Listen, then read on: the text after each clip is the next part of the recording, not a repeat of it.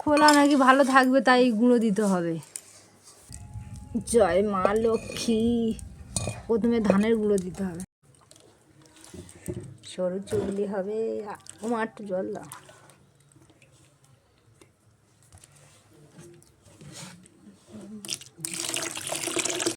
প্রথম পিঠে আমাদের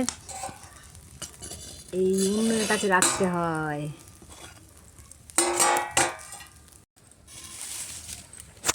হ্যালো বন্ধুরা, আজকে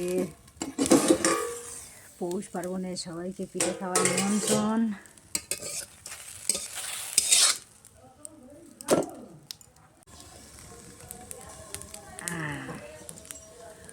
দেখা যাক পরীক্ষায় জিততে পারে কিনা।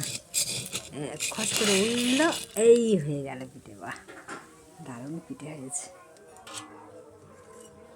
দেখা যাক পরীক্ষায় কি হয়। আরে জাস্ট দেখি না।